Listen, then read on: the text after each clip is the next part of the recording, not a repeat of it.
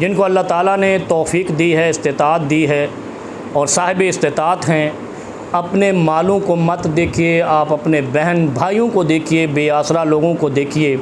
अल्लाह का हुक्म है कि जो बेआसरा का आसरा बनता है, अल्लाह उसका आसरा बन जाता है। सैलाब में पाकिस्तानी कौम शदीद करब में है, दुख में है। और मैं यहाँ ये भी वजाहत कर दूँ कि हर बात को अज़ाब नहीं समझा करें, ये अज़ाब नहीं है। ये अगर अज़ाब होता ना तो कौम साले पर अज़ाब आया था, अल्लाह ने साले बंदू को बाहर निकाल लिया था। कौम लूत पर अज़ाब आया था, अल्लाह ने नेक बंदू को बाहर निकाल लिया था। लेकिन ये अज़ाब नहीं है, ये हमारी मैनेजमेंट और डैम ना बनाने का कसूर है, हमारी करप्शन का नतीजा है कि हमसे पानी नहीं संभाला जाता। और दूसरी बात यह है कि अल्लाह के हबीब सल्लल्लाहु अलैहि वसल्लम ने फरमाया कि आबी गुज़रगाहें जहाँ पानी चलता है वहाँ पे तामीरात नहीं किया करो। अब ये दरियाओं के इलाके में होटल बना लेना और बड़ी बड़ी इमारतें बना लेना, बाद में ये रोना कि हमारा नुकसान हो गया है।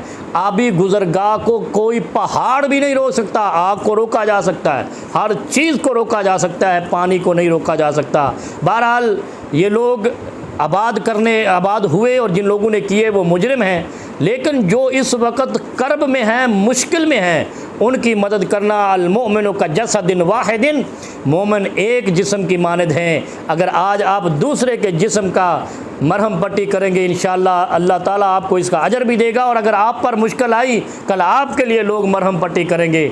इसलिए पूरी कौम बिला इम्तियाज़ अपने पाकिस्तानी भाइयों, मुसलमान भाइयों और जो नान मुस्लिम है वो भी, जो इस वक्त दरियाओं की रवानी में बह रहे हैं, किसी के बच्चे लापता हो गए, किसी के वालिदैन लापता हो गए, इनका आसरा बने, इनका सहारा बने, इनकी मदद करें, दिल खोल कर मदद करें। मैं पूरी कौम से अपील करता हूँ, जिसके पास जितनी इस्तिताअत है वो अपने भाइयों के पास जाए, उनकी मदद करे।